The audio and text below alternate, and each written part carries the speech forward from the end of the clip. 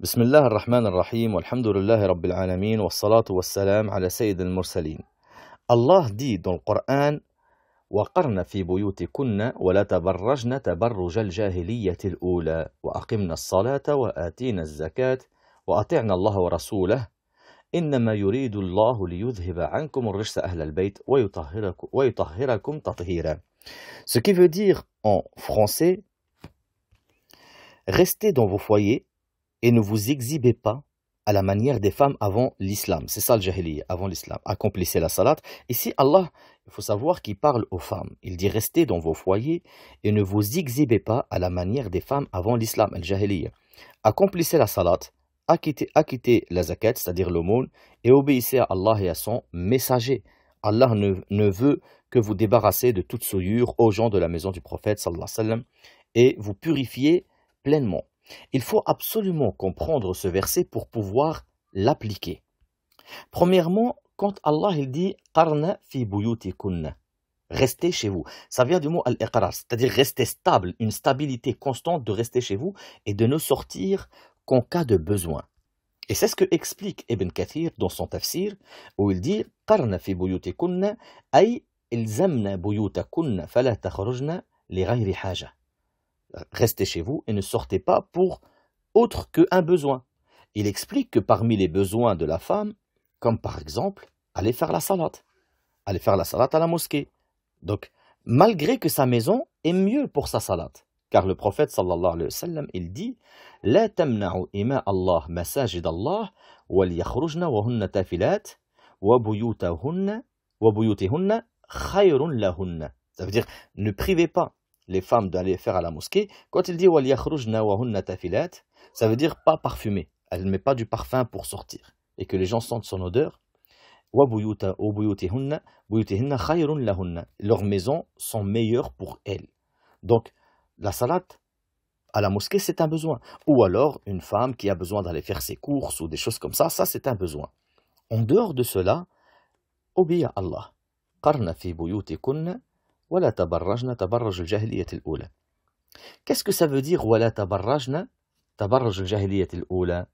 Ne vous exhibez pas à la manière de l'avant-islam. Il faut comprendre que tabarruj, il a un sens qui est le fait de se montrer. Je vous donne un exemple.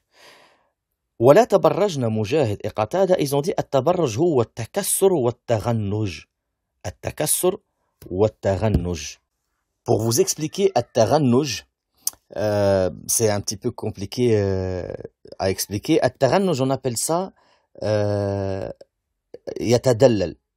Par exemple, on dit tarannajat al-mar'a, ça veut dire tadallalat ala zawjiha.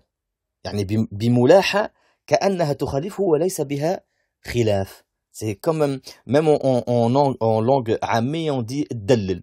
C'est comme si elle se refuse à lui, mais d'une manière aguicheuse. En bref, il ne faut pas marcher dans la rue d'une manière aguicheuse.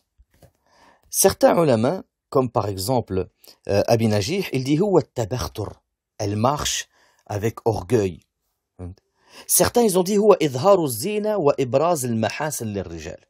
Idharu az-zina wa ibraz al-mahasin lir-rijal. C'est-à-dire que c'est le fait de marcher en montrant ses belles parures et en montrant ses qualités physiques aux hommes. Certains savants, ils ont dit التبرج هو العلو هو طلب العلو هو الارتفاع الترفع, le fait de chercher à se montrer, à se pavaner, en bref, à s'élever en se pavonant. Et ils ont pris comme dalil que التبرج, Allah il cite dans le Coran un verset où il dit أينما تكونوا يدرككم الموت ولو كنتم في بروج مشيدة. ولو كنتم في بروج مشيدة, qu'est-ce que ça veut dire? Ça veut dire les tours imprenables, c'est-à-dire que Allah nous dit ici dans le Coran, où que vous soyez, la mort vous atteindra, même si vous vous enfuyez dans les tours imprenables, c'est-à-dire dans les plus hautes tours. Et il a appelé ça al-buruj, les tours imprenables, les plus hautes tours, il a appelé ça al-buruj al-mushayyada. Par conséquent, ici, on voit un mélange que tabarruj, c'est le fait de vouloir s'exhiber, d'être aguicheuse, de montrer ses belles parures, de montrer ses qualités physiques et de se mélanger avec les hommes. Parce que Mujahid, il dit aussi par rapport au verset ولا تبرجن تبرج الجاهلية الأولى, Mujahid il dit كانت المرأة تخرج تمشي بين يدي الرجال فذلك تبرج الجاهلية. يعني la femme, elle cherchait à marcher entre les hommes pour que les hommes justement la voient, qu'ils voient ses qualités physiques, qu'ils voient son corps, etc. Et c'était ça, tabarruj al-jahiliyyah al-oula. Par conséquent, comment on doit appliquer ce verset? La première chose, Allah nous dit qarna fi buyutikunna wal iqrar, reste chez toi. Reste chez toi, ne sors que pour le besoin. Attention à une chose, c'est-à-dire ne t'expose pas aux hommes. Restez chez vous et ne vous dépravez pas, ne vous exhibez pas. On en conclut ici que l'interdiction, c'est le fait que la femme s'exhibe devant les hommes en montrant ses qualités. Par conséquent, il est haram, il est interdit pour la femme, premièrement, de sortir physiquement pour exhiber ses belles parures. Comment contrer cela? Elle met le jilbab, elle met le khimar, et comme ça, elle sera préservée. Et en même temps, c'est plus pur pour son cœur et elle ne sera pas une fitna pour autrui. Car Allah il dit dans le Coran وَإِذَا سَأَلْتُمُوهُنَّ مَتَاعًا فَاسْأَلُوهُنَّ مِنْ وَرَاءِ حِجَابٍ ذَلِكُمْ أَطْهَرُ لِقُلُوبِكُمْ وَقُلُوبِهِنْ. Ce qui veut dire ici, en français, dans le sens, et si vous leur demandez, ces femmes, quelque chose, ou demandez-le derrière un rideau. C'est plus pur pour vos cœurs et les leurs, et les cœurs des hommes. Certes, Cheikh Ibn Baz, rahimahullah, il explique même ce verset. Il dit فَأَطْهَرْ لِقُلُوبِ الرِّجَالِ وَقُلُوبِ النِّسَاءِ التَّسَتُّرُ وَالتَّحَجُّبِ مِنْ جِهَةِ النِّسَاءِ وَعَدَمُ التَّبَرُّجِ حَتَّى لَا تَفْتِنْ وَلَا تُفْتَنْ. C'est-à-dire, il dit, c'est plus pur pour le cœur des hommes et pour le cœur des femmes, le fait qu'elles se voilent, qu'elles se préservent avec un hijab, c'est plus pur pour les cœurs des femmes et des hommes. Elle a dit, et c'est aussi préservateur par rapport au fait que elle ne sera pas une fitna pour les hommes et elle ne sera pas aussi une fitna pour elle-même. Elle pourrait être une fitna pour les hommes en attirant les hommes et elle peut aller jusqu'à la fornication. Et attention à une chose, combien de sœurs avec le jilbab aujourd'hui, elles font le tabarruj sans sortir de chez elles? Parce que, attention, le but c'est de se préserver. C'est de se préserver du regard des hommes, de ne pas être une fitna. Par conséquent, il est haram pour les femmes de s'exposer sur Internet, de mettre le jilbab, se maquiller et s'exposer sur Internet. Ici, elle n'est pas restée chez elle et elle a fait exactement tabarruj al-jahiliya.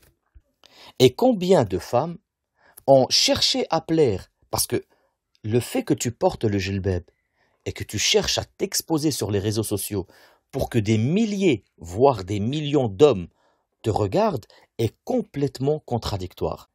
Car le but de jilbab, c'est que tu te préserves. Mais tu te préserves tout en t'exhibant. Et combien de sœurs ont cherché à plaire comme cela, et elles ont vu qu'elles plaisaient. Elles ont voulu plaire encore plus. Elles ont commencé à retirer leur khimar, leur jilbab, et à se dévêtir de plus en plus et aller vers la fornication. Par conséquent, il est haram pour une femme de s'exposer sur Internet, sur les réseaux sociaux, même si elle est dans le plus profond de sa chambre. Si elle se prend en photo et elle s'exhibe sur les réseaux sociaux, ceci est un grand péché et ceci va à l'encontre même du fait qu'elle porte le jilbab. Car le but de jilbab, c'est de te préserver. Ça rentre aussi dedans l'interdiction de ce qu'on appelle le burkini, un habit qui est interdit islamiquement, car l'habit de la femme, il a des conditions. Parmi les conditions de l'habit de la femme est qu'il soit ample, qu'il ne doit pas montrer les formes de son corps. Si la femme porte un habit qui montre les formes de son corps, elle porte un habit qui est interdit islamiquement. Et ce qui est interdit aussi, c'est le fait qu'elle va dans une piscine où il y a des hommes à moitié nus devant elle qui la regardent et qu'elle les regarde. Et en aucun cas le burkini est un habit qui préserve la femme ou qui est un habit autorisé dans l'islam. Il est interdit. D'ailleurs, le prophète sallallahu alayhi wa sallam nous cite deux groupes de personnes qui sont des gens de l'enfer. Et parmi ces deux groupes, la première, il dit Nisa, Kasiyat, Ariyat. Des femmes qui sont habillées et nues en même temps. Elles sont habillées, elles ont un morceau de tissu, mais qui est serré sur tout leur corps, qui montre exactement chaque forme de son corps. Ces femmes-là sont les femmes Kasiyat, Ariyat. Elles sont habillées et nues en même temps. Par conséquent, il est haram, est interdit pour une femme, même au jilbab, de s'exhiber sur les réseaux sociaux, car c'est complètement contradictoire. Et il est haram en islam de porter cet habit qui est le burkini et de partir dans un endroit comme une piscine où elle va être en mixité avec des hommes à moitié nus. Subhanakallahumma wa bihamdik ashhadu an la ilaha illa ant astaghfiruka wa atubu ilayk.